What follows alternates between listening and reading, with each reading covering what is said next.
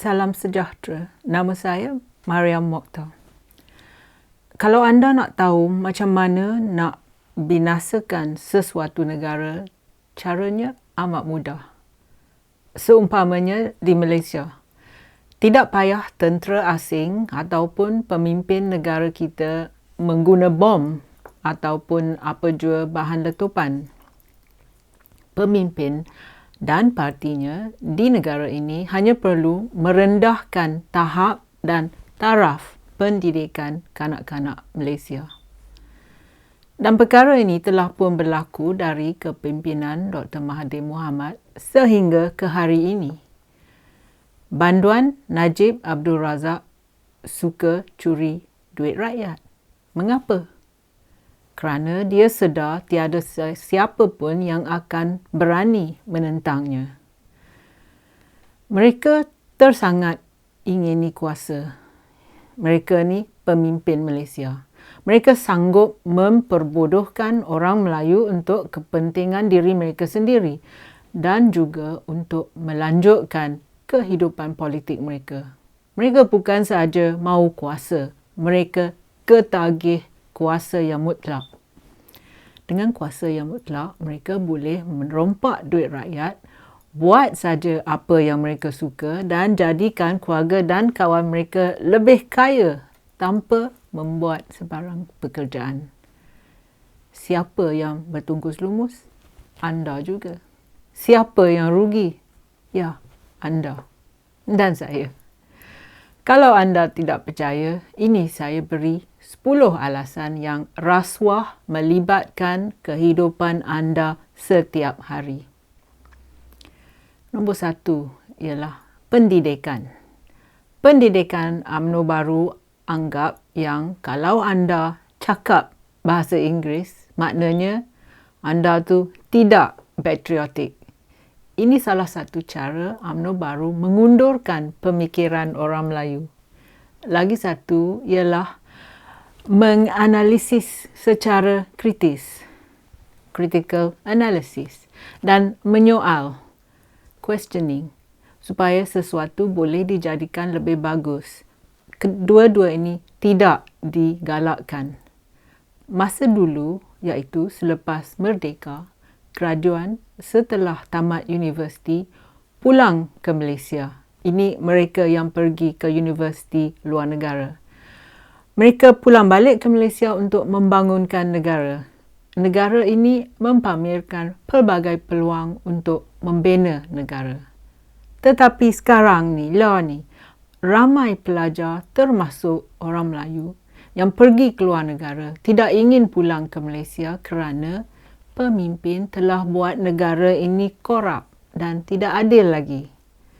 Ramai graduan terpaksa jaga mulut dan takut bersuara tentang rasuah, tentang ketidakadilan dan tentang rasisme kerana mereka mesti jaga periuk nasi mereka. Meritokrasi juga telah diketepikan. Yang mahir dan yang pandai ditolak sebelah. Yang ada kabel ke atas, mereka tu semua berjaya.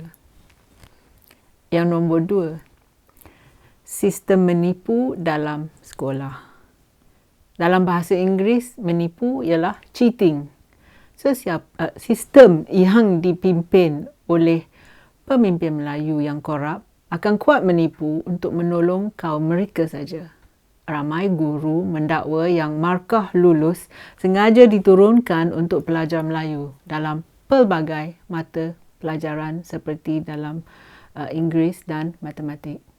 Jadi murid Melayu yang naik darjah bukanlah yang benar bagus, tetapi mereka ni dianggap bagus kerana sistem menipu supaya Melayu lulus. Ini tidak bagus kerana sistem tidak adil untuk murid yang berbangsa lain. Ini bermakna yang murid Melayu tidak payah belajar bersungguh-sungguhnya. Ini juga membangkitkan perasaan dengki dalam komuniti kita ni. Sistem yang menipu akan turunkan motivasi murid.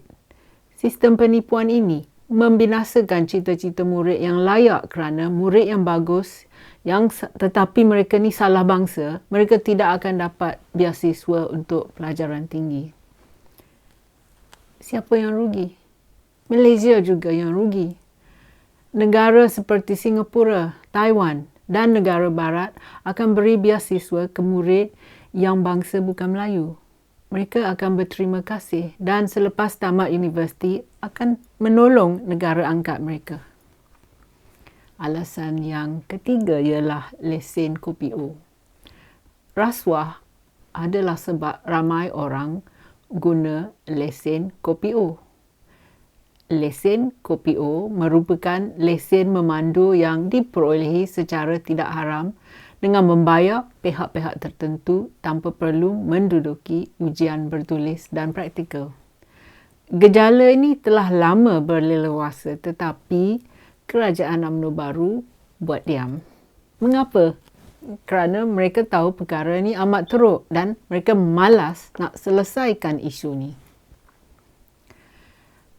Yang nombor keempat ialah kesihatan. Bayangkan jika fenomena lesen kopi O tu berlaku dalam bidang kesihatan. Kalau anda sakit teruk, adakah anda sedia menerima rawatan dan nasihat perubatan dari mereka yang telah beli sijil dari menjadi pakar atau doktor? Mungkin mereka telah bayar beberapa pihak untuk dapat lulus ujian supaya mereka mendapat sijil ni. Jadi, apa akan terjadi kalau anda atau saudara mara anda mati atau lagi sakit teruk setelah dirawat oleh doktor palsu ni? Ingat ya, rasuah boleh membunuh. Yang kelima ialah tentang infrastruktur. Infrastruktur seperti jalan, jambatan dan bangunan. Rasuah boleh membawa maut. Pertamanya, sesiapa yang ada sijil kejuruteraan yang dibeli atau kerana sistem menipu tu, di mana ia tidak mahir tetapi dapat lulus, bermakna yang orang yang menyamar sebagai jurutera boleh membina jalan, bangunan dan jambatan yang mungkin boleh runtuh dan orang akan cedera atau mati. Yang kedua, oleh kerana rasuah, kontraktor atau jurutera menerima wang membina infrastruktur itu, tetapi ia curi sebahagian besar dari peruntukan kontrak ini untuk kegunaannya sendiri. Ini bermakna yang wang tidak mencukupi untuk membina struktur yang selamat. Mungkin juga dia memperolehi bahan yang kurang kualitinya. Rasuah akan memberi risiko besar pada keselamatan orang ramai. Ramai orang tak sedar yang rasuah boleh membunuh. Rasuah bukan sahaja tentang menjadi kaya kerana curi duit. Alasan yang keenam ialah tentang sistem mahkamah kita. Minggu lepas, kita baca tentang bekas magistrate di Kuantan yang didapati bersalah atas pertuduhan meminta dan menerima suapan daripada seorang peniaga.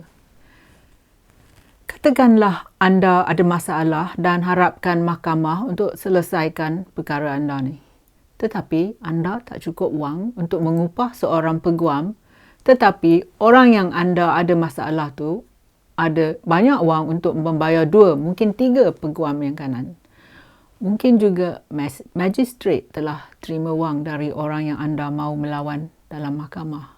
Jadi, rasuah telah menganiayai anda dan tidak memberi keadilan pada anda. Yang ketujuh ialah tentang alam sekitar kita. Rasuah boleh membinasakan alam sekitar kita. Katakanlah sebuah kilang sepatutnya memproses sisa toksik sebelum dibuang. Tetapi pemilik kilang mahu jimat wang dan tak peduli tentang alam sekitar. Kilang tu akan buang sisa toksin ke dalam sungai. Orang, ternakan dan juga tanaman akan mungkin jatuh sakit atau mati. Pemilik kilang tahu mereka melanggar undang-undang, tetapi bila mereka bayar rasuah pada pemeriksa kerajaan untuk tutup mata dan tutup kes ni, siapa yang jadi mangsa? Anda juga. Macam mana kita nak terima pelajaran dari bencana ini? Macam mana kita nak jadi komuniti yang lebih maju jika kita benarkan rasuah menghancurkan hidup dan masa depan kita? Berapa kes di Johor, Selangor, Pahang dan Perak sebelum anda bertindak? Alasan nombor 8. Accountant dan ekonomi. Duit yang hilang akibat rasuah membinasakan masa depan kita dan juga masa depan negara kita. Tengok ya, 1MDB, tabung haji, EPF, polis, JPJ, JAKIM, Jabatan Immigration, MACC, banyak kes lagi. Duit yang banduan Najib Abdul Razak curi dari rakyat ialah duit rasuah.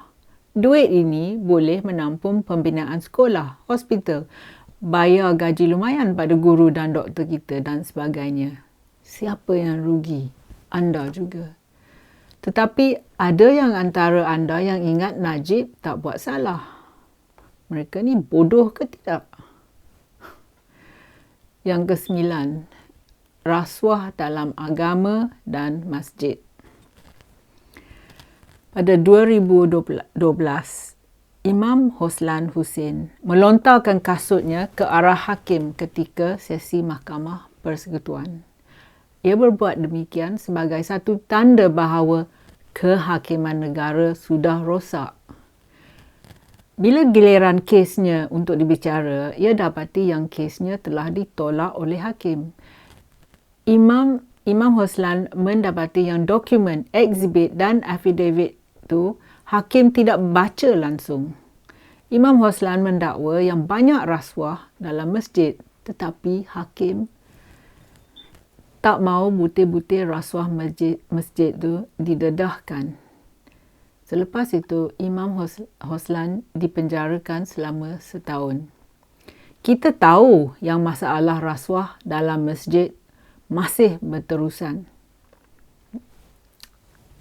Sekarang ni saya belum lagi cerita tentang penyelewengan duit zakat. Dan yang ke-10 ialah musuh dalam selimut. MACC, EC dan pejabat Attorney General, Peguam Negara adalah musuh dalam selimut.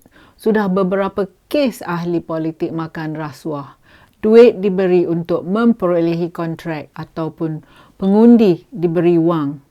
Tetapi tiada siapa pun yang beri wang itu atau yang terima wang itu telah didakwa. Mengapa? Sehingga institusi seperti MACC, EC dan pejabat peguam negara kita dibersihkan, negara kita ni tidak akan maju. Jadi, dari Dr. Mahathir ke Najib Abdul Razak ke Ismail Sabri, yang mana satu berani nak menghapuskan rasuah? Tiada satu pun sanggup. Negara akan lingkup dan lebih korup. Tetapi keluarga dan rakan pemimpin dan ahli politik pemimpin semakin untung. Tetapi jangan berputus asa. Anda juga dapat menyelamatkan Malaysia. Kuasa di tangan anda. Terima kasih kerana sudi menonton. Jumpa lagi. Kalau anda suka video saya, sila tekan like dan subscribe pada channel YouTube saya. Pertimbangkan menyertai laman Patreon saya. Terima kasih.